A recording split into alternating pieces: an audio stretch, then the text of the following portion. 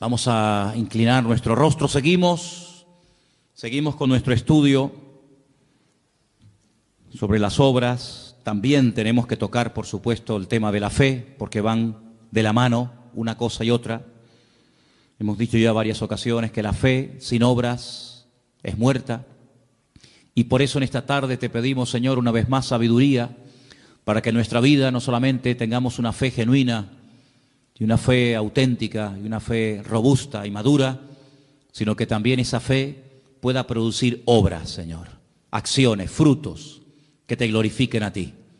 Te pedimos, Señor, que en este mes que estamos estudiando este tema, tu Espíritu Santo, Señor, ilumine nuestra vida para que nos demos cuenta de lo importante que es tener una vida de fe y de obras, porque una cosa nos lleva a la otra.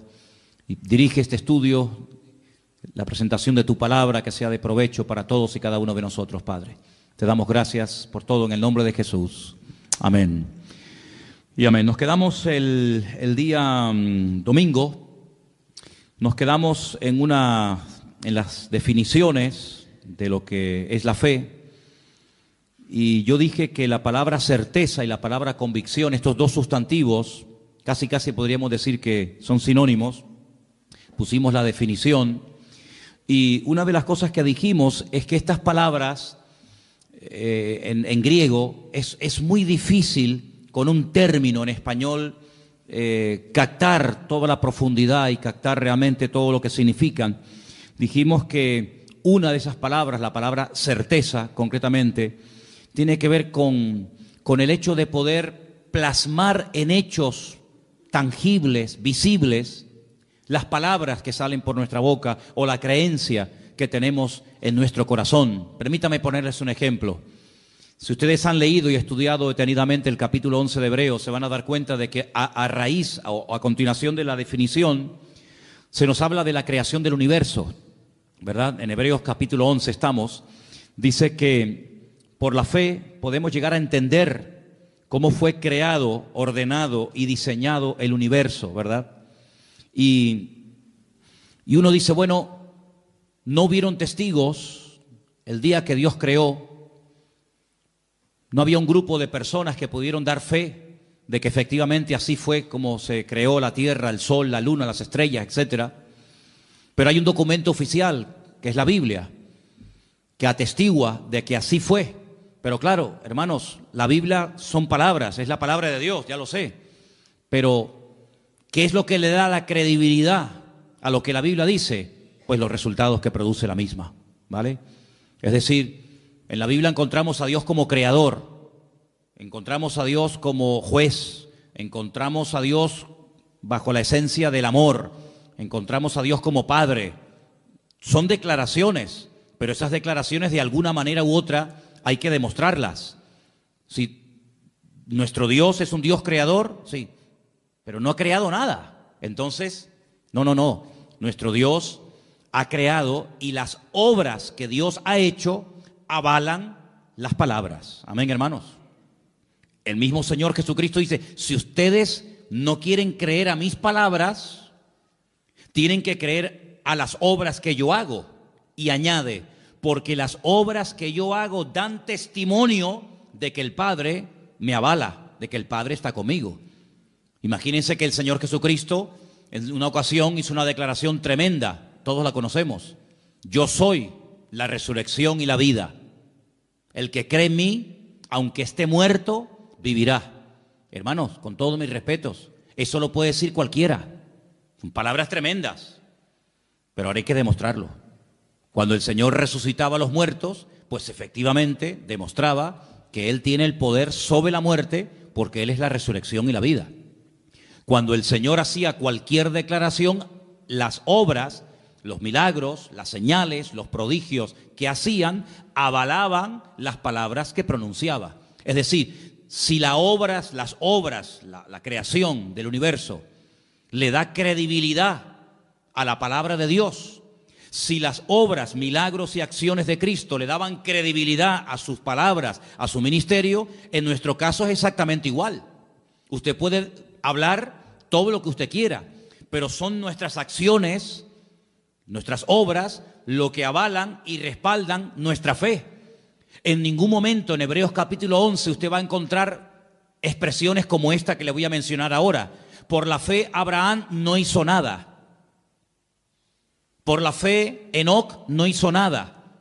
Por la fe Noé no hizo nada. No tendría ningún sentido. Sino que por la fe hicieron cosas, dijeron cosas, etcétera, etcétera. Por lo tanto, las obras es lo que avalan la fe que decimos tener. Si no hay obras, si no hay frutos, si no hay resultado, pues nuestra vida es un montón de buenas intenciones y de buenas palabras, pero que nunca se materializan, nunca se hacen realidad. Por eso Santiago es muy claro en esto y dice claramente que una fe sin obras, pues está muerta, no sirve absolutamente para nada. La otra palabra que vimos, la palabra convicción, tiene que ver también con una amonestación o una reprensión que le hacemos al mundo natural aplicando los principios del mundo espiritual o del reino de Dios. Hay una parte en el Padre Nuestro que dice, venga tu reino a nosotros, ¿verdad? Hágase tu voluntad, así en el cielo como en la tierra. Si eso es una petición, no todo el Padre Nuestro es una oración de pedir y pedir, pero hay peticiones en el Padre Nuestro muy interesantes. Una de ellas la que le acabo de mencionar ahora. Venga tu reino, es decir, que lo que tú quieres que se produzca en el mundo natural a través de nuestra vida, de la fe, de la oración, etcétera, se produzcan cambios. Pusimos el ejemplo de Jesús cuando atraviesa el mar en tempestad. Él sabía, porque él era la palabra viviente, que él no moriría ahogado, sino que él moriría crucificado. Por lo tanto, si él sabía perfectamente que no iba a morir ahogado, como temieron los discípulos morir, él lo que hace es que cambia aquella circunstancia adversa y cambia la tempestad en bonanza. Como diciendo, esto no es lo que tiene que ocurrir. Por lo tanto, si esto no es lo que tiene que ocurrir, cambiémoslo entonces, ¿verdad? Porque el Señor nos ha dado la capacidad y el poder, a través de la fe, del nombre de Cristo, de su palabra, etcétera, etcétera, de cambiar ciertas y determinadas situaciones que Él, si estuviera en nuestro caso, también las cambiaría. ¿Me explico? Vamos a leer un versículo muy interesante para que nos demos cuenta una vez más, como traté de compartir el domingo, que tenemos que tener una percepción, una lectura, llámelo discernimiento espiritual, más amplio de lo que aparentemente parece que está pasando. El versículo está en Juan, capítulo 4, versículo 35. Juan, capítulo 4, versículo 35. Presta atención a estas palabras porque tiene que ver con la visita de Jesús a Samaria. Y dice lo siguiente, Juan 4, versículo 35. ¿No decís vosotros, aún faltan 4 meses para que llegue la siega? Alzad vuestros ojos y mirad los campos, porque ya están blancos para la siega. Si ustedes dicen faltan 4 meses para que llegue el tiempo de la siega, y yo les digo que el tiempo de la siega ya ha llegado. Por lo tanto, hay una diferencia entre vuestra opinión y la mía. Hombre, sabemos que no está hablando de una cosecha de trigo, de maíz. Sabemos que está hablando con términos espirituales, en términos naturales, pero de temas espirituales, ¿verdad? Por lo tanto, la lectura que a veces hacemos de una situación puede ser muy diferente a la lectura que espiritualmente tenemos que darle a una determinada situación. Por ejemplo, hay un momento en el ministerio del Señor Jesucristo que Él anuncia clarísimamente que cuando vayan a Jerusalén, Él va a caer en manos de los judíos y lo van a prender y lo van a maltratar y va a morir y va a ser crucificado. Y claro, uno de sus discípulos, en ese deseo de que no le pase nada a su maestro, le dice, no, Señor, no, que de ninguna manera te acontezca esto. Claro, si hubiéramos estado allí nosotros, hubiéramos dicho, oye, ¿cómo se preocupa Pedro por el Señor, verdad? Señor está diciendo que lo van a matar y Pedro dice, no, si te van a matar en Jerusalén, vayamos a Capernaum, ¿para qué vamos a Jerusalén? Sin embargo, el Señor no lo felicita. El Señor lo reprende. El Señor le dice, apártate de mí, Satanás. Pues, Señor, sí, es que en este momento está hablando el diablo a través de tu boca. Claro, nadie se dio cuenta de aquello, pero el Señor se dio cuenta de que aquellas palabras bonitas, aquellas palabras aparentemente de amor y de compasión por el Señor, porque lo iban a matar y iban a perderlo, pues no eran palabras basadas en el amor, no venían de parte del corazón del Padre, sino que venían del mismísimo infierno. Era el diablo el que no quería que el Señor Jesucristo fuera a Jerusalén a morir, porque Satanás, que conoce muy bien la Escritura, sabía perfectamente que si el Señor moría en la cruz, se le acababa su autoridad. Por lo tanto, el Señor dice, apártate de mí, Satanás. Luego, cuando el apóstol Pedro, o anteriormente, cuando Pedro dice, tú para mí eres el Hijo del Dios viviente, el Señor lo alaba. El Señor le dice, bienaventurado, Pedro, muy bien, estupendo. Ahora sí que has hablado bien, ¿ves?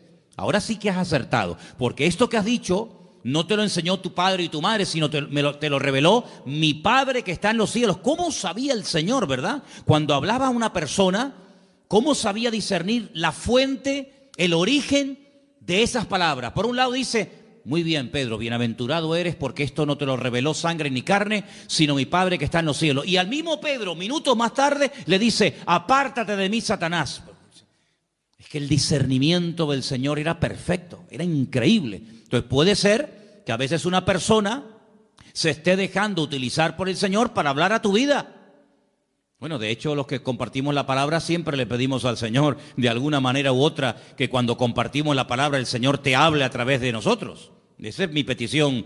Y yo me alegro mucho cuando termina un culto y te dice la gente, oye, pues hoy el Señor me habló a mí, pero es que resulta que tú no lo sabes, pero a mí me han dicho eso 5 o 6 personas que no tienen nada que ver con tu situación, pero la palabra es tan rica y tan amplia, pues que le habla a todo el mundo, a cada uno en sus circunstancias.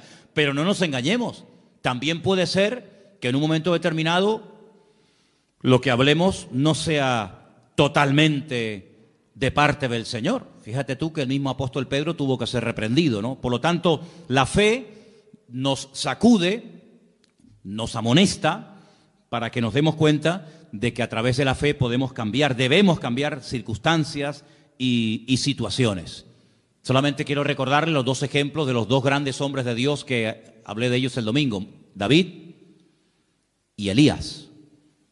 Eran 2 personas que se dieron cuenta de que detrás de ese hombre tan grande, tan arrogante, estaba el diablo. Detrás de Goliat no solamente era un ejército de los filisteos, sino que había algo más. Eso es un poder espiritual que está hablando a través de este hombre.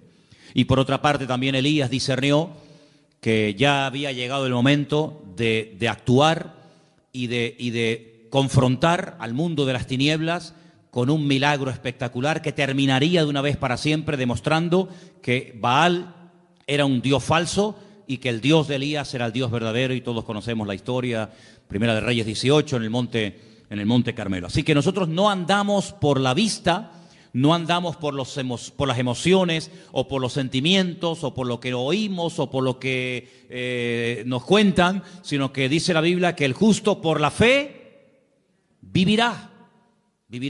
El texto original, que es un texto del Antiguo Testamento, está en Habacuc, dice que el justo por la fe existirá.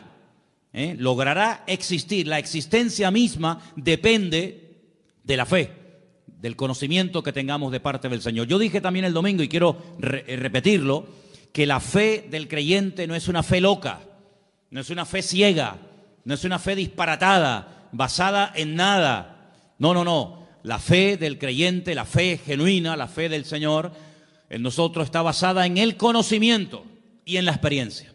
El conocimiento de Él, el conocimiento de su palabra y la experiencia de Él en todos y en cada uno de nosotros. Así que nos movemos por fe, nos movemos porque, en fin, la fe nos ayuda a movernos. Fíjense, por ejemplo, en Hebreos capítulo 11, vamos a ese capítulo, por favor. Hebreos capítulo 11, rápidamente quiero mostrarles algo muy interesante. Ustedes lo han tenido que leer durante toda esta semana. Pues fíjense que, por ejemplo, el primer personaje que se menciona es el caso de Abel, el hermano de Caín, uno de los hijos de Adán y Eva. Dice en el versículo 4, por la fe ofreció. Se hizo algo. ¿Cómo sabemos que Abel tenía fe, porque ofreció al Señor más excelente sacrificio que su hermano Caín. Luego la fe nos permite ofrecerle, darle al Señor lo que sabemos que tenemos que dar. Cuando no tenemos una fe madura, decimos, hoy, este mes no puedo darle al Señor lo que le corresponde, porque si no, no llego. Pero por la fe dice, yo le doy al Señor lo que le corresponde, porque yo sé que mi Dios no me va a dejar tirado. Pero fíjate el versículo anterior. El versículo anterior dice que por la fe podemos llegar a entender que, bueno, cómo ha sido constituido, formado, diseñado el universo por la palabra de Dios, de modo que lo que se ve fue hecho de lo que no se ve. Es decir, la fe nos permite entender, la ciencia nos permite conocer. Pero no significa que porque conozcas ya sabes o ya entiendes lo que está ocurriendo. Sin embargo, la fe te ayuda a entender misterios y cosas que Dios ha hecho que hasta el día de hoy los científicos no saben cómo explicarlo. Se vuelven locos, que si esta teoría, que si fue así, que si fue asado, que si millones de años por aquí, millones de años por allá. Sin embargo, leyendo el documento oficial que da fe de lo que Dios hizo, podemos no solamente conocer, sino podemos entender, ¿verdad?, las cosas. Hay un versículo tremendo que yo lo quería leer el domingo, se me pasó, y quiero leerlo ahora. Está en Deuteronomio 29:29. Si ustedes pueden aprenderse este versículo de memoria, sería extraordinario, porque es una promesa preciosa que el Señor nos da. Deuteronomio 29:29 dice así: las cosas secretas, ¿a quién le pertenecen? Al Señor nuestro Dios. Los secretos, los misterios que Él no quiso revelar, ahí quedan, en la mente, en la presencia del Señor. Mas las reveladas, ¿para quién son? Para nosotros y para nuestros hijos, para siempre, para que cumplamos todas las palabras de esta ley. Sí, hay cosas que han quedado en secreto, pues ya está, pues si están en el secreto de Dios, ahí se quedan. Pero hay otras muchas cosas que Dios sí ha querido revelar. Hay otras muchas cosas que Dios quiere que tú y yo sepamos, pues esas son las cosas que tenemos que estudiar en la palabra. Lamentablemente a veces hay gente que está más preocupada por conocer lo que no ha revelado el Señor que por conocer lo que sí ha revelado el Señor. ¿Te das cuenta? Entonces esa promesa tenla siempre presente en tu vida. Si hay palabras de la Biblia que no entiendes, tú puedes pedirle al Señor en oración, sabiduría, revelación, porque dice que lo escrito, lo revelado, y aquí está todo lo revelado, si no nos hubiera escrito, dice la Biblia que todo lo revelado es para nosotros y para nuestra descendencia. Por lo tanto, agárrense a esa promesa. Ahora, hay personajes en el capítulo 11 del libro de la carta a los Hebreos que la verdad es que podríamos estar hablando años sobre ellos. Pero los tres primeros personajes yo los llamo los tres solitarios. Y esos tres solitarios son Abel, el segundo es Enoc, versículo 5, y el tercero, en el versículo 7, es Noé. Abel, Enoc y Noé. Tres personajes que son tres solitarios. Y una de las cosas que a mí me gustaría en estas clases o estudios o mensajes que estamos dando durante este mes de enero es que con la ayuda del Señor podamos llegar a tener claro en nuestra mente cuáles son las características o la estructura espiritual de una prueba. Es decir, si yo le pregunto a alguna hermana aquí presente, ¿me podría dar usted los ingredientes de un buen potaje de lentejas? Pues me diría, mira, las lentejas, primero lógicamente llevan lentejas, ¿no? Y esto, y se le puede poner esto, y se le puede poner aquello. ¿Y me podría dar usted la receta de cómo se hace una buena paella? Y te dirían, pues mira, una paella pues lleva esto, lleva aquello. Muy bien. Luego tú ya sabes para hacer algo lo que te hace falta. Si no tienes todos esos ingredientes, difícilmente te saldrá la comida como tenía que salir. En el sentido espiritual, yo les pongo como tarea, no solamente a los jóvenes, sino a toda la iglesia, lo siguiente.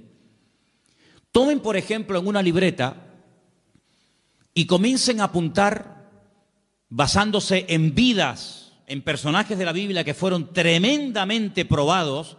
Les sugiero Abraham, les propongo la vida de José, les propongo la vida de David y otros muchos que ustedes conocen. Lean sus biografías, lean las pruebas por las que tuvieron que pasar y vayan apuntando características de una prueba. Una característica podría ser, por ejemplo, el sentirse solo. Generalmente el que está siendo probado, una sensación que suele experimentar es la soledad, ¿verdad? Elías se sintió solo, David se sintió solo, José se sintió solo y otros personajes. ¿Cuál es la estructura bíblica? ¿Cuáles son las características básicas y elementales de una prueba? Y te vas a dar cuenta de que en todas y en cada una de las pruebas, el elemento, el ingrediente de la fe es indispensable para saber cómo encajar esa prueba, cómo reaccionar ante esa prueba. ¿Cuánto tiempo suelen durar las pruebas en la vida de las personas de la Biblia? Porque las pruebas son temporales, no son permanentes. Uno está siendo probado desde el 1 de enero hasta el 31 de diciembre. En este año vamos a ser probados, pero no todos los días. Habrá momentos como de descanso, ¿no? Pero fíjense estos tres personajes. Miremos al primero, Abel. En aquel momento, aparentemente, según la Biblia, aunque hay indicios de que a lo mejor nació en el momento del parto de Abel y de Caín alguna hermana, pero leyendo la Biblia, digamos en español, vemos que estaba Adán, su madre Eva, su hermano Caín y él. Bien. Sus padres se habían rebelado contra el mismo Dios por desobediencia. Por haberle hecho más caso a la voz del diablo que a la voz del Creador, son expulsados del lugar más maravilloso y fantástico que jamás el Señor haya creado en este planeta Tierra, llamado el Gan Edén, el Jardín del Edén. Son expulsados. Nunca vemos en la Biblia a Adán y a Eva presentando sacrificios, ofrendas, como había enseñado el Señor. Nunca los vemos. Nunca vemos a Adán y a Eva tratando de volver a recuperar aquella comunión que llegaron a tener con el Señor en un principio. De los cuatro mencionados, Adán, Eva, Caín y Abel, al único que vemos verdaderamente íntegro y justo, como dice la Biblia, tratando de hacer las cosas decentemente y con orden, como Dios manda, de los cuatro, uno solo, Abel. Ni siquiera tenía el apoyo de su hermano. Porque su hermano sabemos que al final terminó levantándose contra él y asesinándolo, quitándole la vida. Era un solitario. No vemos que tenía el apoyo de sus padres, no vemos que tenía el apoyo de sus hermanos. Criado en un ambiente donde recientemente habían sido expulsados sus padres del Jardín del Edén, pero a pesar de tenerlo aparentemente todo en contra, él sabe que hay una forma bíblica, una forma enseñada por el mismísimo Creador de acercarse a Él. Y Él lo que hace es lo que Dios dice. Le trae al Señor una ofrenda que dice que aunque lo terminó matando su hermano, la sangre y la ofrenda de Abel hablaba a su favor. Era como un testigo, no mudo, pero como un testigo delante de la presencia del Señor, hasta el punto que cuando le pregunta el Señor a su hermano Caín, ¿dónde está tu hermano Abel? Y él le responde de una forma irónica o arrogante, ¿soy yo acaso guarda de mi hermano? ¿Yo qué sé? El Señor le dice, la voz de la sangre de tu hermano Abel llega a mi presencia. Es decir, que hay algo que atestiguaba de que esa persona era inocente. Dice la Biblia que era justo, pero sin embargo, a pesar de que era una buena persona, en ningún momento vemos que Dios le habla. Yo no veo a Dios hablándole a Abel. Veo a Dios hablándole a Adán y a Eva, pero a Abel nunca. Sin embargo, veo al Señor hablándole a su hermano Caín, al desobediente, al rebelde, al que presenta una ofrenda incorrecta, le habla, lo amonesta y le dice, si hicieras las cosas bien, ¿no podrías dejar el pecado a la puerta? Como diciendo, ¿no dominarías tú sobre el pecado? Claro, pero es que el problema es que Caín, aunque oyó a Dios audiblemente en varias ocasiones, no cambió.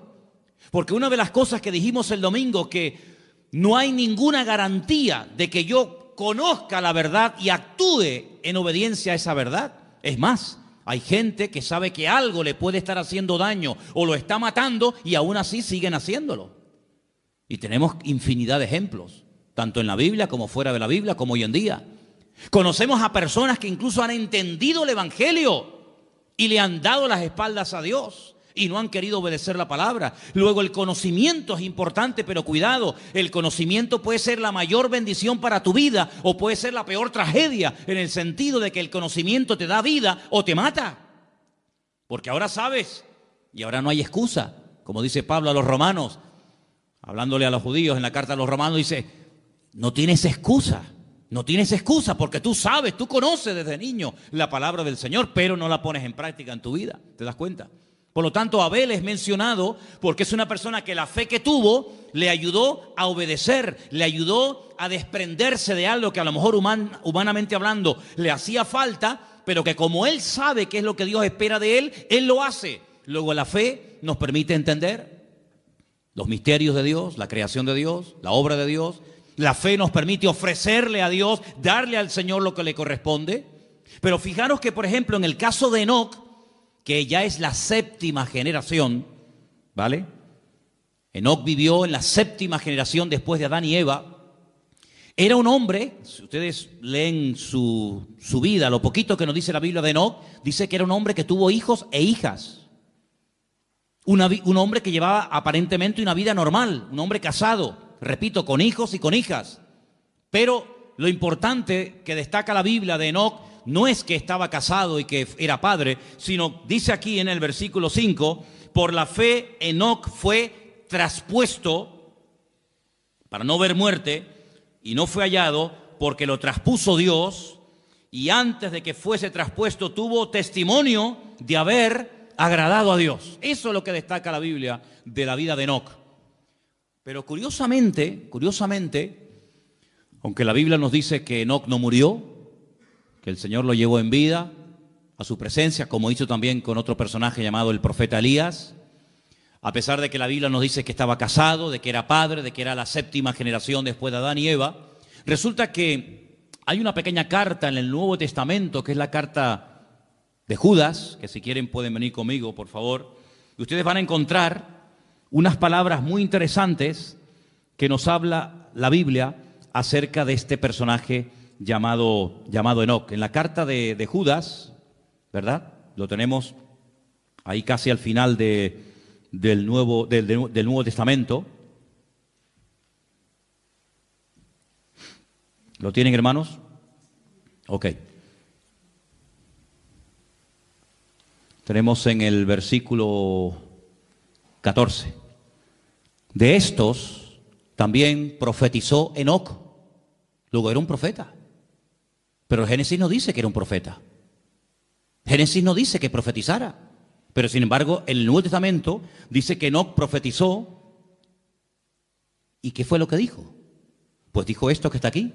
He aquí, vino el Señor con sus santas decenas de millares para hacer juicio contra todos y dejar convictos a todos los impíos de todas sus obras impías que han hecho impíamente y de todas las cosas duras que los pecadores impíos han hablado contra él.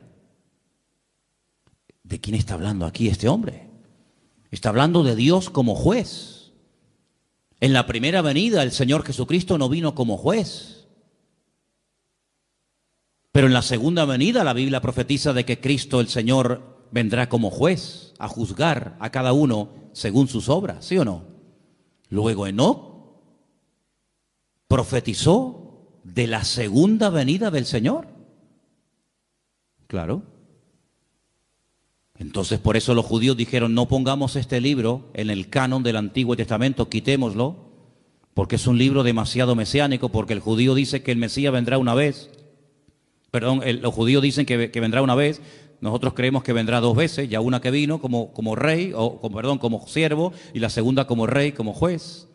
Y si ahora este hombre Enoc dice que debe venir al Señor como juez a juzgar a todos, pues esto como es. Entonces por eso quitaron el libro de Enoc, pero que se puede leer, es un libro interesantísimo, por cierto. Y habla muchísimo acerca de aquellos pecados que había antes del tiempo del diluvio y todo aquello, ¿verdad? Entonces fijaros cómo este hombre vivió tan cerca de Dios, pero por lo visto era el único que destacaba en aquella generación. No había millones, no había miles de personas. Pero él, a pesar de que era un padre que tenía que trabajar y atender a su familia, a su esposa, a sus hijos, dice que caminó con Dios. Y caminó tan cerca de Dios que el Señor dijo, vente conmigo. Y el Señor se lo llevó a su presencia, lo arrebató. Es el primer ejemplo en la Biblia de una persona que puede llegar a ser arrebatada directamente a la presencia del Señor. Y de ese hombre habla el libro de Hebreos en el capítulo 11. Otro solitario. Abel era un solitario, Enoc fue otro solitario, un hombre seguramente incomprendido, un hombre al cual no le hicieron mucho caso, pero un hombre que está ahí en la Biblia. Y luego también nos habla de un tercer personaje llamado Noé, un hombre que vivió en una generación incrédula, desobediente, agresiva, violenta. El mundo le dio las espaldas. Noé no podía contar con nadie, con nadie. A veces hay gente que no son creyentes, pero puedes contar con ellos para que te echen una mano en algo o lo que sea. Pero Noé, con los únicos con los que pudo contar fue con sus hijos. Gloria a Dios. Y estuvo 120 años, hermanos, 120 años construyendo aquella nave, aquel arca enorme.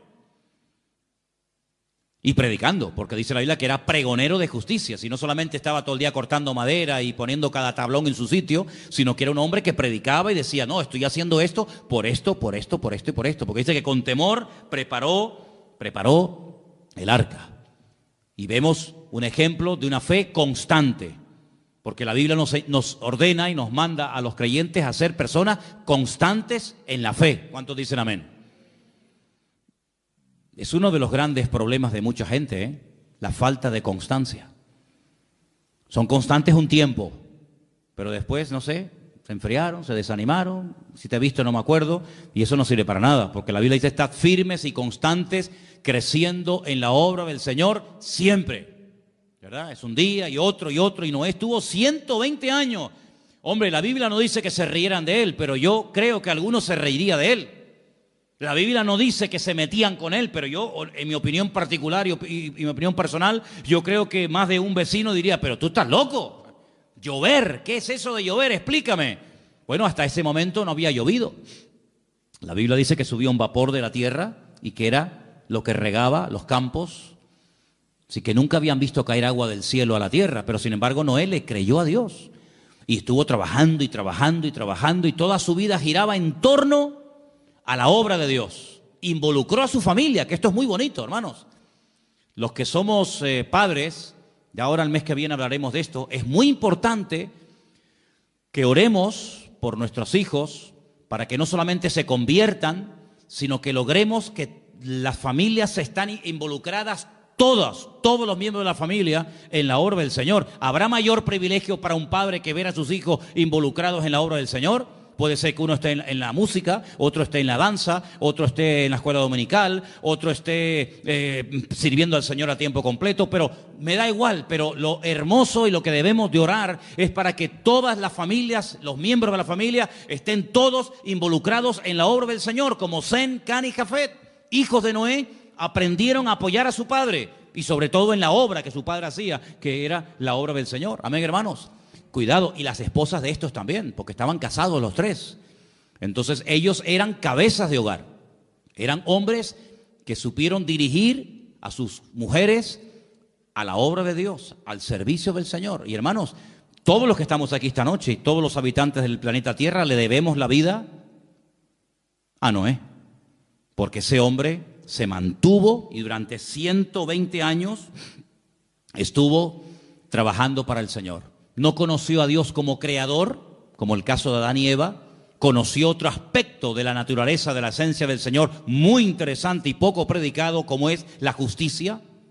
Porque Dios es severo, Dios es justo, Dios es un juez justo. Y Dios dijo, basta, se cansó. Y curiosamente, fíjate tú por dónde, El mismísimo Señor Jesucristo en Mateo capítulo 24 lo menciona, ¿verdad? ¿Os acordáis? Dice que antes de la venida, antes del fin del tiempo, dice, será como los tiempos de Noé. Como los tiempos de Noé.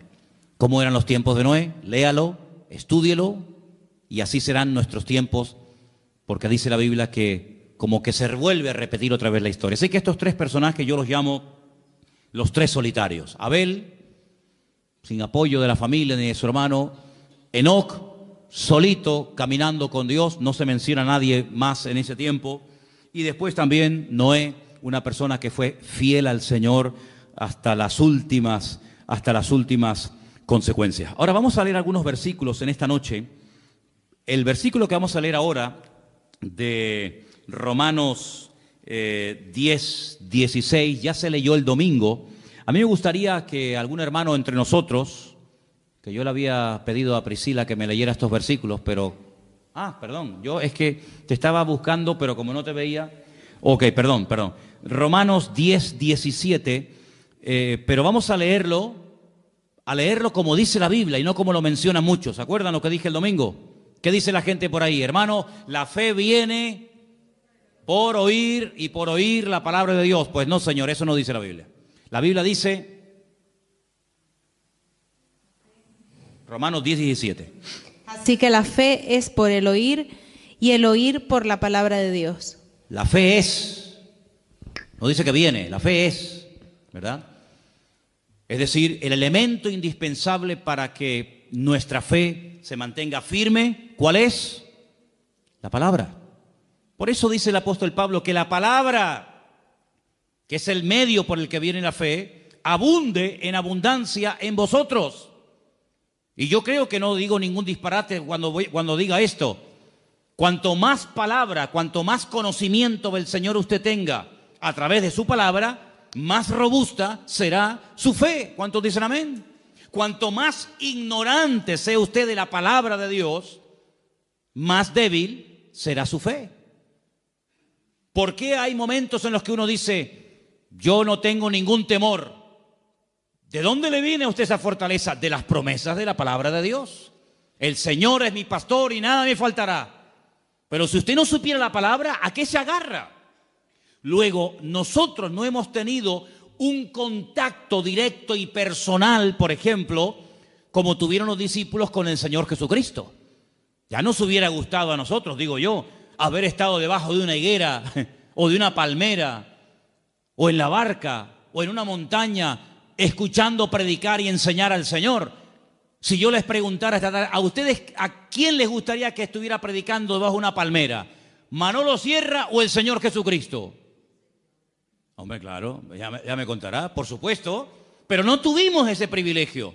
Ellos sí lo tuvieron, de hecho el Señor lo dice, cosas que los profetas y reyes desearon ver y oír, y no vieron ni oyeron. Ustedes tienen ese privilegio. Pero a nosotros nos ha llegado el conocimiento de la palabra por transmisión, de generación en generación. ¿Cuántas generaciones calculamos el domingo que habían pasado desde Cristo hasta nosotros hoy en día? Unas 50 generaciones. 50 generaciones. Calculemos que cada generación es aproximadamente 40 años. Pues bueno, 50 por 4, ¿cuánto es? Pues eso. 5 por 4, 2000 años, ¿vale? 40 años por 50, 2000 años. Y usted dice, 2000 años. 2000 años no es nada, hermano. No es nada. 2000 años no es nada. Son 2 días. ¿O no? La Biblia dice que para el Señor 1000 años es un día. Han pasado 2 días. 2 días. Para el Señor son 2 días. Y claro, después a nuestros hijos en la escuela le obligan a creer que este hueso o que este fósil tiene 250 millones de años.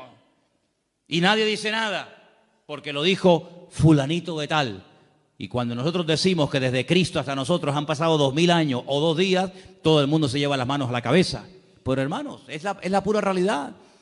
Yo llegué a conocer a mis bisabuelos. No sé si alguien aquí llegó a conocer a su bisabuelo o a su tatarabuelo. Yo conocí a mi bisabuelo y a mi bisabuela perfectamente y hablé con ellos y como si fueran mis abuelos. Y eran los padres de mi abuelo, que murió con 106 años, imagínese usted. Y uno dice, bueno, pues conocí a mi padre, conocí a mi abuelo y conocí a mi bisabuelo. Ya conocí 3 generaciones hacia atrás. Más yo, 4, ya somos 4 generaciones. Así que no hay tantas generaciones desde los tiempos de Cristo hasta hoy en día. Y además tenemos la gran ventaja de que esas 50 generaciones han dejado mucho legado histórico. No son 50 generaciones que hay un vacío que uno dice, bueno, pero ¿dónde está? No, un vacío, de vacío nada.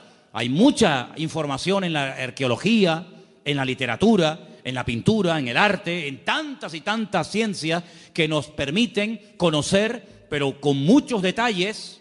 Bueno, y ahora cuando vayamos, Dios mediante, dentro de unos días a Israel, pues vamos a estar pisando las mismas calles que esa gente pisaba, ¿verdad? Y probando las mismas comidas que se comían hace 2000 años, y respirando el mismo ambiente y bañándonos en el mismo agua y conociendo prácticamente la misma cultura de hace 2000 años. Porque en esas zonas de la tierra parece como que el tiempo se ha detenido, ¿no? Parece como que el tiempo va más despacio. Entonces, queridos hermanos, cuando uno lee los escribas y los fariseos, entonces esa gente no existe. ¿Cómo que no? ¿Quién dijo que no? Hay miles de escribas y de fariseos en Israel y ustedes los van a conocer personalmente. Y van a ver cómo hay tanta documentación que nuestra fe no está basada en mitos, en leyendas, que vete tú a saber si eso es verdad, sino están basadas en hechos concretos y en hechos puntuales, ¿verdad? Entonces la fe se alimenta por la palabra y por la palabra de Dios. Ahora, hay un versículo en Romanos 1:20, vamos a leerlo, por favor, Priscila, Romanos 1:20, que lo podemos juntar con ese de Hebreos 11:3. ¿Qué dice Romanos 1:20, por favor? Porque las cosas invisibles de Él, su eterno poder y deidad, se hacen claramente visibles desde la creación del mundo, siendo entendidas por medio de las cosas hechas, de modo que no tienen excusa. Analicemos este texto. Las cosas invisibles de Él. Cuando dice de Él, ¿a quién se refiere? A Dios. Porque las cosas invisibles de Dios, y ahora pone ejemplos, su eterno poder y su deidad. ¿Qué es deidad? El hecho de que Él es Dios, la esencia de Dios. Ok. Entonces su eterno poder y su esencia divina, dice, se hacen claramente visibles. ¿Cómo? Pues dice, desde la creación del mundo, siendo entendidas por medio de las cosas hechas, de modo que no tienen excusa. Es decir, yo puedo llegar a conocer a Dios, su poder, su deidad, su esencia, su gloria, su autoridad, etcétera, etcétera, etcétera, a través de lo que pueden ver mis ojos. Es decir, cuando usted se para delante del mar, y aquí vivimos en una isla, rodeados de agua por todas partes, cuando uno ve hacia el horizonte la inmensidad del mar, uno se pregunta, bueno, ¿y quién creó esto? ¿Quién pudo crear esto? Con una perfección increíble, hermanos, porque si el mar tuviera menos proporción de sal de la que tienen, pues no habría vida. Y si tuviera mucho más sal que la que tiene, tampoco habría vida. ¿Y quién es el que regula las mareas, el nivel de la sal? ¿Cómo es capaz una nube de hacer una especie de función de aspiradora, ¿no? Aspirando por la evaporación y ese agua salada, toneladas, millones de toneladas, suben a las nubes, se produce un proceso impresionante. Y cuando el Señor quiere que ese agua que ha subido caiga allí, pues manda el viento justamente en esa dirección y lo detiene encima de esa ciudad o encima de ese país o encima de ese continente y hace que ese agua salada se haya convertido así en agua dulce. Y cae sobre la tierra y riega los campos y tenemos sandías y melones y tenemos agua dulce. Y cuando ese agua ya ha dado a la tierra lo que tenía que darle, pues el sobrante va por los cauces y por los ríos y vuelve otra vez a entrar en el mar y se convierte otra vez en agua salada y vuelve otra vez un proceso, hermanos, no eterno, porque la creación no es eterna, como decían los griegos, sobre todo Aristóteles, que la creación y la materia es eterna. No, señor, la materia tuvo un principio y ese principio, ¿cuándo fue? Cuando Dios lo estableció. Y nadie puede explicar muchas cosas, pero la Biblia sí explica muchas cosas que los científicos hasta el día de hoy son incapaces de entender. Porque, como dije antes, la fe nos permite entender, no solamente conocer, sino entender. Y tú ves a una vaca manchada de blanco y negro, ¿no? Esas vacas tienen una raza, ¿cómo se llama? La vaca, estas vacas lecheras. Frisonas, las vacas frisonas. Y tú las ves en esos prados allí en Galicia, o las ves en esos prados en Asturias, o por cualquier otra parte del mundo, y está comiendo hierba verde. Y tú dices, pero una hierba verde, una vaca negra, y da leche blanca. Es algo impresionante. Y así tantas y tantas cosas que tú dices, Dios mío, pero hay una armonía, hay una perfección, hay un colorido, hay un diseño, algo increíble.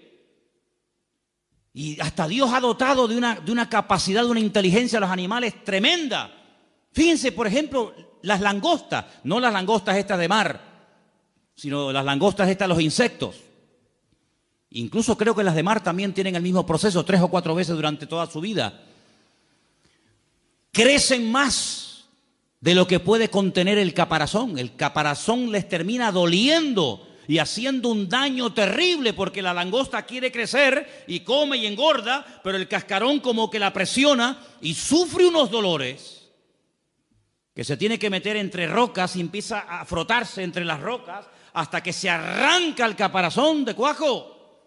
Y sale y crece hasta que le sale otro caparazón y vuelve otra vez a sentirse incómoda dentro de ese caparazón que le impide crecer. Y entonces vuelve otra vez a esconderse y se frota y se golpea contra las rocas y se arranca el caparazón y vuelve otra vez, y así durante toda su vida.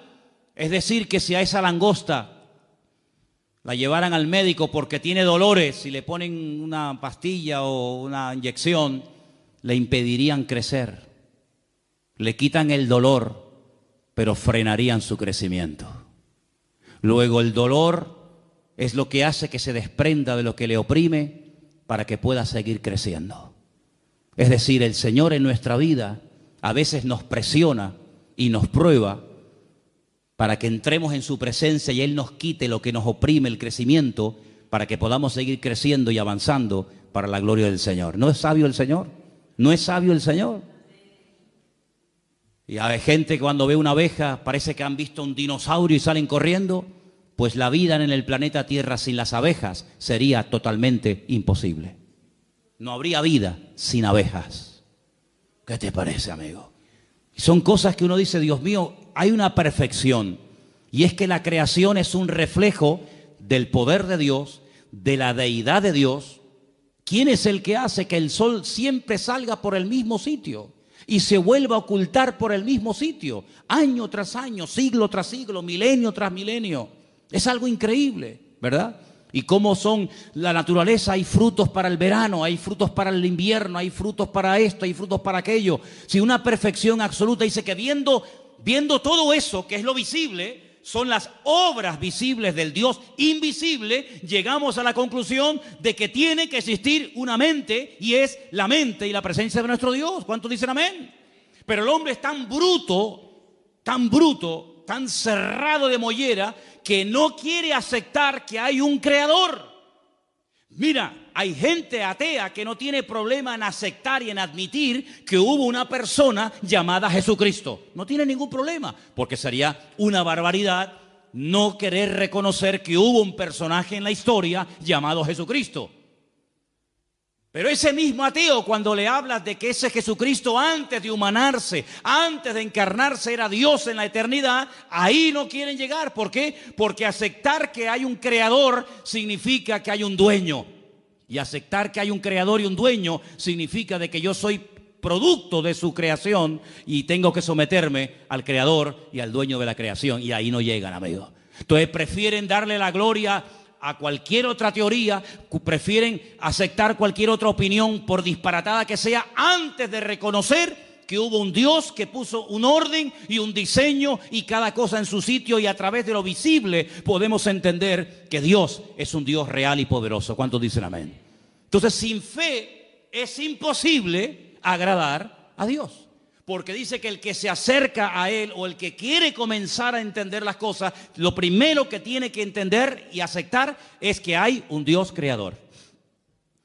Conocí una vez a una persona que me dijo: yo creo de Cristo para adelante, pero no creo ni acepto nada de Cristo hacia detrás.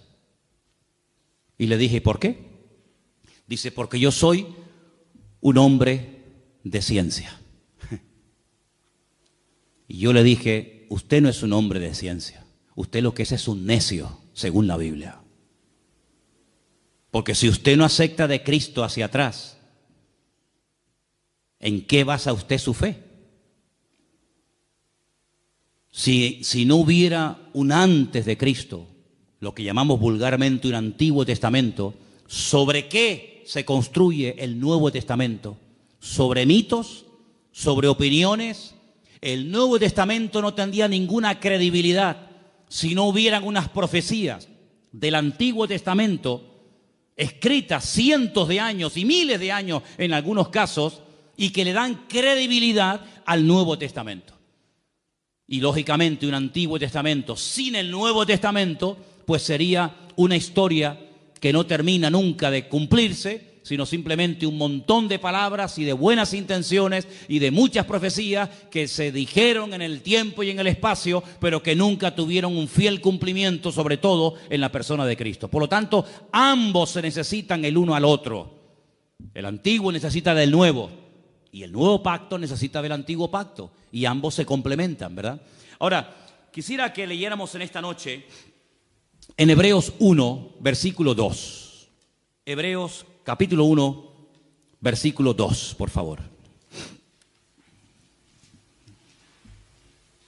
¿Lo tenemos?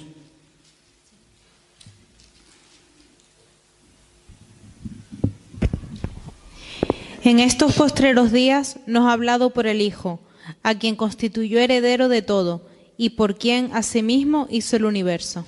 En estos postreros días. ¿En qué postreros días? ¿En los que se escribió Hebreos o en estos?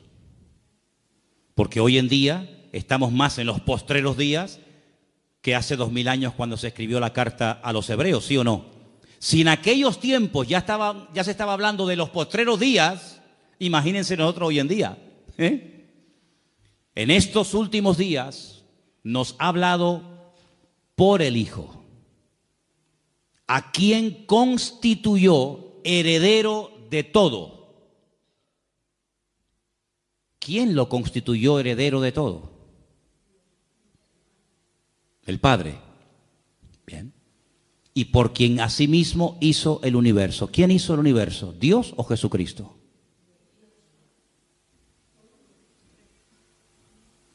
Vamos a leer el versículo otra vez. Ahí está la respuesta. En estos postreros días nos ha hablado por el Hijo, a quien constituyó heredero de todo y por quien asimismo hizo el universo. ¿Quién hizo el universo? ¿Y no será que estamos hablando de la misma persona? ¿No será que estamos hablando de la misma persona? Jesucristo, ¿cuándo comenzó a existir? A existir. Jesucristo siempre ha existido. Es un ser eterno, no es un ser creado. Pero la Biblia dice que nació en Belén de Judea. Claro, como hombre tuvo un nacimiento. Nació en un pueblo que se puede visitar hoy en día, Belén de Judea. Tenía una madre, tenía un padre, tenía familia, comía, respiraba, se cansaba, tenía que pedir agua cuando tenía sed. Claro, digamos que se metió en un cuerpo. Pero él dijo: yo soy antes de Abraham. ¿Cómo? ¿Cómo vas a ser tú antes de Abraham? Le dijeron los judíos, si tú no tienes ni 40 años. Dice, yo soy antes de Abraham. Dice, y si ustedes verdaderamente fuerais hijos de Abraham, las obras de Abraham haríais. Y si ustedes verdaderamente creyerais en los escritos de Moisés, me tendríais que obedecer a mí, porque de mí escribió Moisés. Luego, ¿qué quiere decir esto? Que el Señor Jesucristo era y es eterno, no fue creado, no salió como parte de la creación de algo. Era eterno, pero cuando decidió venir a este mundo, pues tuvo que venir al mundo, pues en el proceso que Él mismo diseñó, que es el del nacimiento normal y corriente de cualquier ser humano. Pero Él nunca, jamás comenzó a existir el día de su nacimiento, sino que Él es un ser eterno. En el principio era el Verbo, y el Verbo era con Dios, y el Verbo era Dios. ¿Se dan cuenta? Dice, y el que no me cree a mí, tampoco cree en mi Padre que me envió. Si hay una unidad tremenda entre el Padre y el Hijo. Hay momentos que actúa como Padre. Yo a veces actúo como Padre, pero hay momentos que actúo como Hijo. Y soy la misma persona al mismo tiempo. Soy Padre y soy Hijo al mismo tiempo. No tengo ningún problema en eso. No tengo que, como la física cuántica, ¿no? Ahora me voy subdividiendo, sino que soy Padre, soy Hijo al mismo tiempo. No tengo ningún problema. Depende del momento, del lugar y la circunstancia. Actúo como hijo o actúo como padre. Exactamente igual es el Señor. No vino como Dios, vino como el Hijo de Dios, ¿verdad? Para cumplir las profecías. Entonces, hasta que nosotros no tenemos esa revelación en nosotros, dice que no podemos terminar de agradar a Dios. Porque el Señor Jesucristo es un ser eterno. ¿Cuántos dicen amén? Dice que el Señor Jesucristo habló con Abraham. Dice, Él vio mi día. No recuerdan las palabras del Señor. Dice, Él vio mi día y se gozó. El Señor Jesucristo habló con Abraham. ¿Qué te parece, amigo? Luego el Señor Jesucristo, como Dios, siempre existió, pero lógicamente como ser humano tuvo un principio, nacimiento, como todos los seres humanos. Ahora, quiero terminar para dejar algo también para el domingo, leyendo el versículo de Gálatas 1:23, donde nos dice algo muy interesante referente a la fe. Gálatas 1:23, por favor. Vamos a prestar atención a este texto.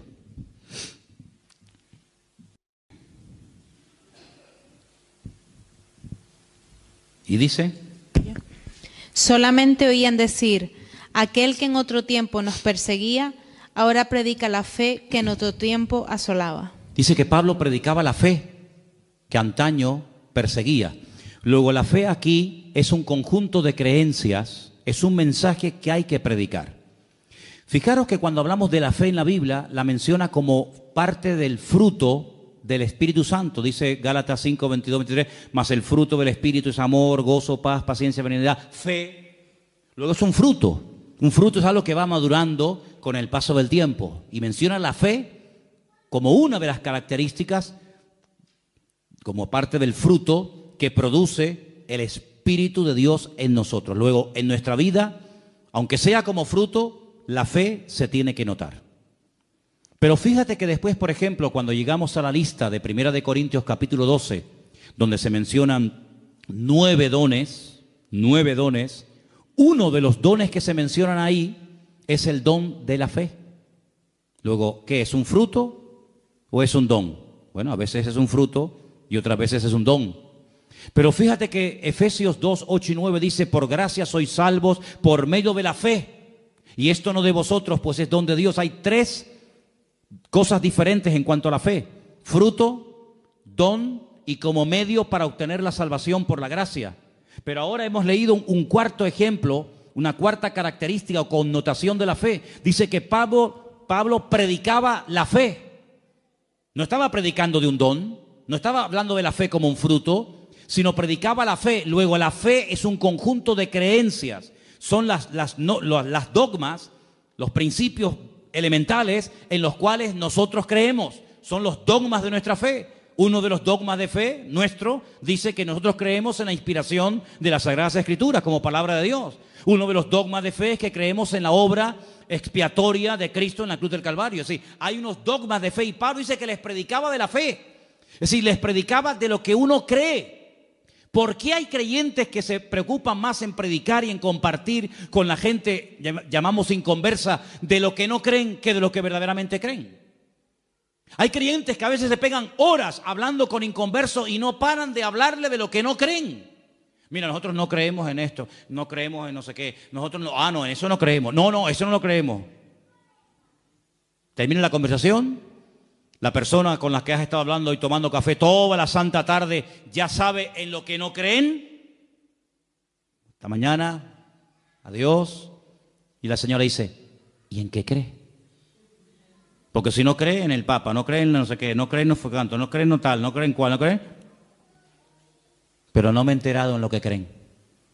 Entonces hay que aprender a predicar de la fe. Porque sabe una cosa, generalmente la gente allá afuera tiene más claro lo que tú no crees, pero no tienen claro lo que tú crees.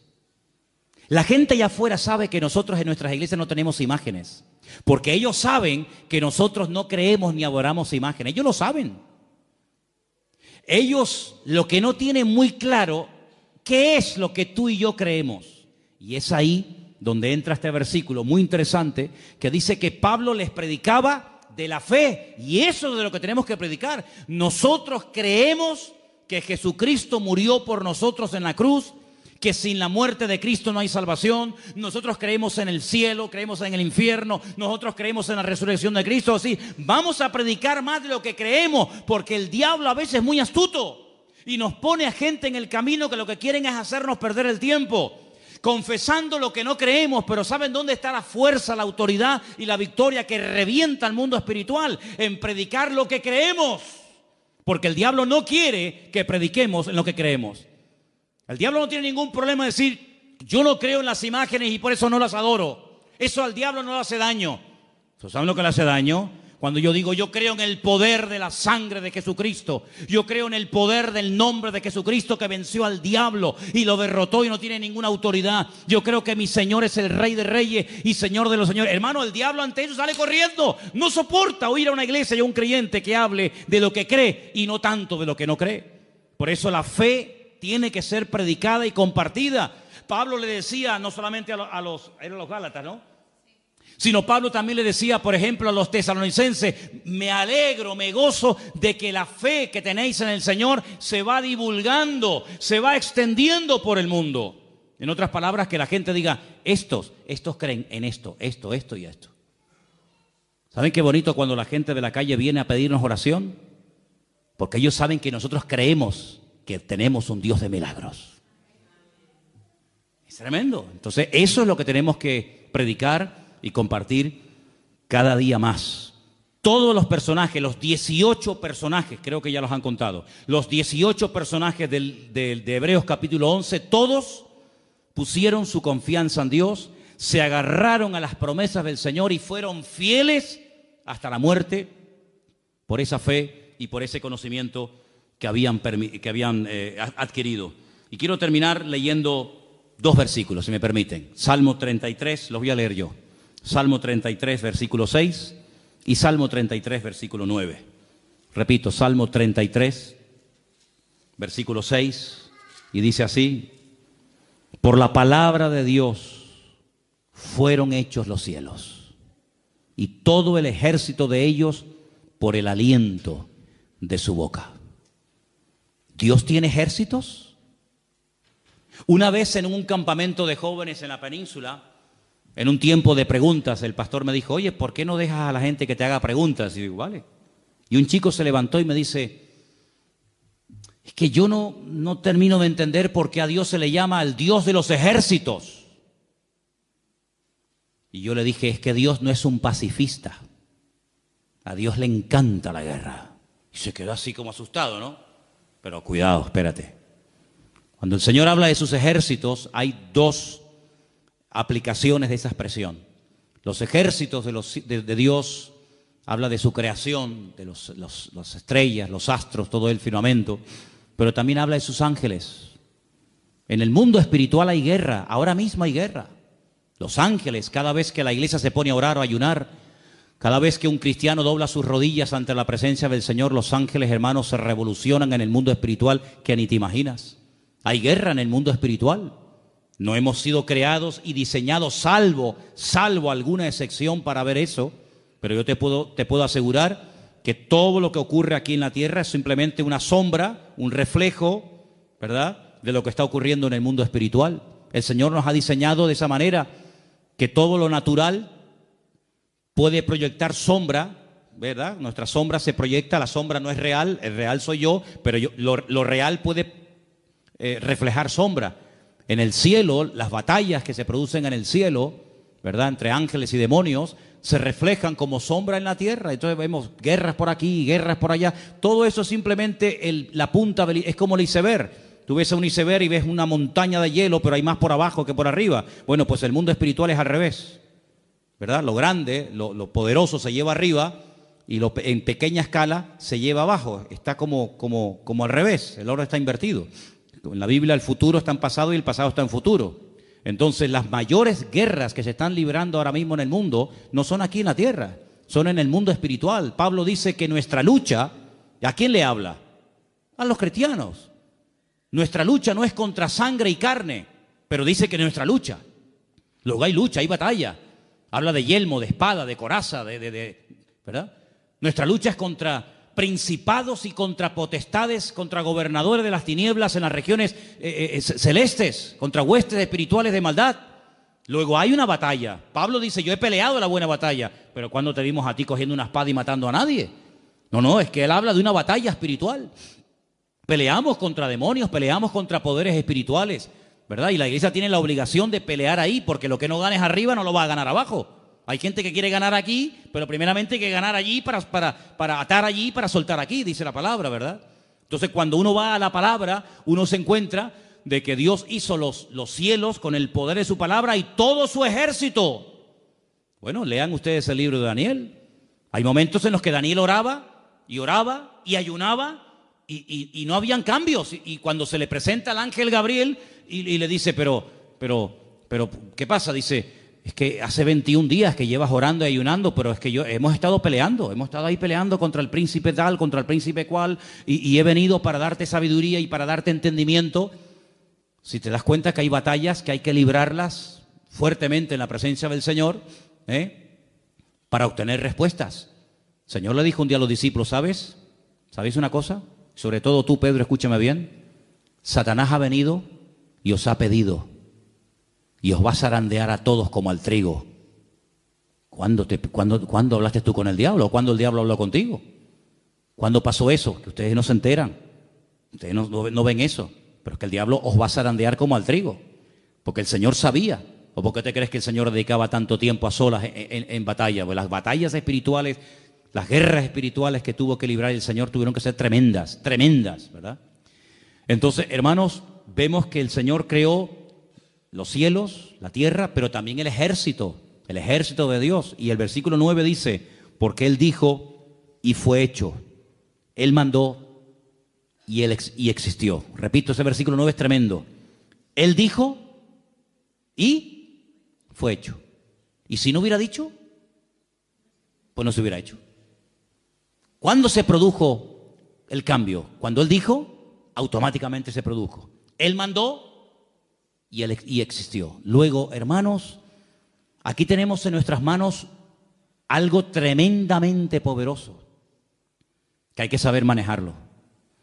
Tenemos un poder impresionante que es el poder de la fe, pero que no va a producir cambios a menos que salga por nuestra boca y por nuestras acciones el poder que tiene la fe. Eso es como si usted tiene una escopeta o un rifle, pero no tiene munición, no produce ningún problema. Usted tiene que apretar el gatillo para que salga el cartucho y para que haga lo que quiere que usted haga. Exactamente es igual. Hay un poder, hay una capacidad, hay una autoridad que el Señor ha puesto en nosotros. Es una dinamita, es un poder tremendo que Dios ha puesto en nosotros, Pero cuando actuamos en fe, cuando declaramos palabra de fe, cuando nuestras acciones avalan nuestras palabras y nuestras palabras nos llevan a la acción, hermano, eso es una combinación increíble, es algo tremendo. Por eso es muy importante que si usted en un momento determinado no sabe cómo orar, dígale al Espíritu Santo, dígale al Señor, ora a través de mi boca. Porque dice que el Espíritu puede llegar a orar con nosotros y por medio de nosotros, porque Él conoce cuál es la voluntad del Padre. Hay gente que en esta dimensión de oración no sabe moverse. Sabe moverse en la petición, sabe moverse en lo cotidiano, pero que el Espíritu ruegue con gemidos indecibles delante del Padre a través de mí, hay muchos que no saben, no tienen ni idea de lo que estoy hablando. Por eso, este tema que estamos hablando de la fe y las obras es lo que va a marcar la diferencia. Porque si nuestro Dios no hubiera hecho nada, pues sí, tú dices que eres muy poderoso, pero tú no has hecho nada. Tú dices que eres creador, pero yo no he visto que has creado nada. Desde el principio del mundo aquí no ha creado nada. Pero todo lo que nos rodea da crédito a la palabra de nuestro Dios. ¿Qué es lo que le da crédito a la obra de Cristo? Las obras que hizo. Bien. ¿Qué es lo que le va a dar peso a su fe? ¿Lo que usted dice? No, lo que usted haga. Y si usted no hace, su fe está muerta. Así que el domingo, Dios mediante, tendremos el último mensaje sobre este tema. Haremos un pequeño repaso, pero ampliaremos un poco más el tema de la fe y de las obras. Pero yo quiero preguntarles a todos ustedes en esta noche, en este mes que estamos hablando de este tema, yo dije al principio, cuando les propuse que íbamos a hablar de esto este mes, que sería muy bueno que nos propusiéramos hacer alguna obra, algo que nos lleve a la acción. ¿Se acuerdan? ¿Lo estáis haciendo? Nuevamente vengo al púlpito con material. Ayer compramos Nuevos Testamentos. Y ayer compramos este Evangelio según San Juan, que cuando lo vi me quedé enamorado, porque ha sido de todos los evangelios que se venden a veces por ahí, el que mejor presentación y mejor calidad he visto de verdad. Es un Evangelio según San Juan, tiene por supuesto todo el texto, pero aparte de eso tiene explicaciones y tiene material añadido. ¿Saben cuánto cuesta este librito? Este Evangelio según San Juan, que dice Juan en su Evangelio que el que lo crea, el que lo lea y lo crea, puede llegar a tener vida eterna. Fíjate, 50 céntimos. Si una persona lee el Evangelio según San Juan y cree en Jesucristo a través de estas palabras, puede llegar a tener vida eterna. Y esta tarde me tomé un cortado aquí porque no vino mi hermana doña Carmen a hacérmelo. ¿Y saben cuánto me cobraron? 80 céntimos. ¿Y saben cuánto vale el Evangelio según San Juan, que produce vida eterna en Cristo Jesús, Señor nuestro? 50 céntimos. Increíble. Bueno, compramos unos cuantos. Pero claro, estamos comprando Biblias, estamos comprando Nuevos Testamentos, estamos comprando Evangelios. Y esto vale 50 céntimos. El Nuevo Testamento nos costó 2 euros. Creo que la Biblia sale sobre 3 euros. Hermanos, lo compramos, pero no para almacenar. Lo compramos para que la palabra de Dios corra y sea glorificada. Así que hágase con algunos de estos ejemplares y regálelos. Regale. Me contaba el pastor Marcos del Puerto de la Cruz que hay una chica que un hermano del puerto le regaló una Biblia, fue a la iglesia hace 2 o 3 semanas, se convirtió al Señor y allí está asistiendo fielmente. El primer fruto de una Biblia regalada de una persona que ha aceptado al Señor. Hay miles y miles de personas que todavía no tienen un ejemplar de la palabra de Dios en su mano. Hermanos, vamos a esforzarnos para que la palabra de Dios corra y sea glorificada. ¿Cuántos dicen amén? Háblense con Margarita, ella es la responsable de este material. Hemos regalado Biblias para que ustedes se lleven, pero sería muy bueno que tuvierais el detalle de decir, oye, si esto vale 50 céntimos, pues yo no tengo 50 céntimos, tengo 10 céntimos. Muy bien, pero si tienes, páguelo, cómprelo y regálelo para que otras vidas puedan llegar a conocer al Señor como nosotros también le hemos conocido. Nos ponemos de pie, hermanos, por favor. Vamos a orar. Vamos a pedir la bendición de Dios sobre esta palabra que escuchamos hoy y que el Señor nos ayude. Atesoren esta palabra en su corazón, pero sobre todo pónganla en práctica, porque así crece la fe, oyendo y actuando. Gracias te damos por tu palabra, Señor. Te Pedimos, Señor, que tú nos ayudes a ponerla en práctica y que tú nos pongas gente delante, que tú nos des oportunidades cada día para que podamos, Señor, hablarles de ti y podamos manifestar a través de nuestras vidas las maravillas que tú has hecho en cada uno de nosotros. Bendice a tu iglesia, Señor. Gracias por este material que estamos pudiendo comprar. Señor, que podamos distribuirlo a gente realmente hambrienta y sedienta de ti y que veamos vidas que comiencen a abrir sus corazones a la presencia del Señor, a creer en ti y en tu palabra a través de tu bendita palabra, Señor. Gracias te damos, Dios mío, por este tiempo que hemos podido escudriñar tu palabra. Sigue con nosotros el resto de este día y el culto en el nombre bendito de Jesús. Amén.